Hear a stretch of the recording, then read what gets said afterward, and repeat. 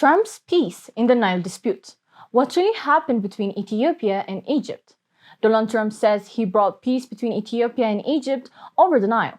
But what if I told you that peace came in spite of him, not because of him? And what if I told you he nearly lit the fuse of regional war?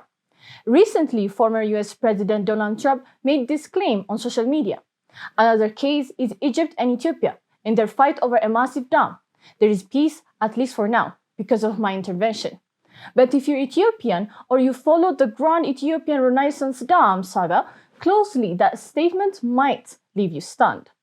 Because that Trump calls mediation, many saw as manipulation. Today, we're breaking down what really happened in the Nile River crisis, what Trump did, and why Ethiopia stood tall against global pressure.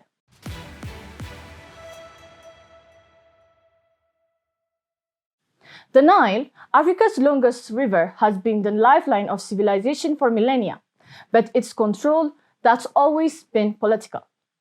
In 2011, Ethiopia began building the Grand Ethiopian Renaissance Dam, the GERD, on the Blue Nile. The goal? Power up the country with hydroelectricity and lift millions out of poverty. But Egypt, which depends on the Nile for nearly all its water, feared GERD would cut into its flow. Cairo invoked colonial-era treaties signed without Ethiopia claiming historical rights to the river. This sparked bitter disputes. Years of African-led negotiations followed, with the African Union and regional actors trying to mediate. And then came Trump. In 2020, Trump stepped in, claiming to broker peace between Ethiopia and Egypt. But many say what he did was far from neutral. He open-sided with Egypt, pushing Ethiopia to sign a US-drafted deal, a deal Ethiopia had never agreed to. When Ethiopia refused, Trump suspended a $130 million in US aid, trying to twist the country's arm. And on October 23, 2020, this happened.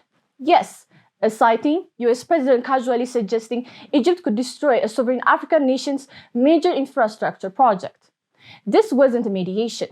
It was a threat disguised in diplomatic language. And Egypt, they weren't sitting ideal either. Behind the scenes, Egypt launched a relentless global campaign. Diplomatic manipulation, lobbying the US and European allies, aggressive rhetoric, threats of military action, propaganda framing Ethiopia as irresponsible even while Addis Ababa committed to filling the dam. Propaganda framing Ethiopia as irresponsible even while Addis Ababa committed to filling the dam gradually. And then the corruption scandal. Gold bars, hidden cash. Senator Bob Menendez, who backed Egypt's stance, now faces charges for allegedly accepting bribes, some reportedly linked to Egyptian interests. This wasn't just about water. It was about power control and influence. But here's the thing. Despite the pressure, despite the threats, despite the Trump's bias, Ethiopia stood firm. The GERD was not stopped, not bombed, not signed away under US pressure. It was built by the hands of Ethiopians, funded by their own sacrifices for their own future. This wasn't just a dam. It was a symbol of pride, of independence, of breaking away from centuries of being told who controls your rivers, your destiny, and your development. Ethiopia's message was clear. We don't need your lies, threats, or bribes. Our destiny is ours. Our peace is not yours to grant. That's powerful. That's sovereignty. So when Trump says he brought peace to the Nile dispute, we remember differently.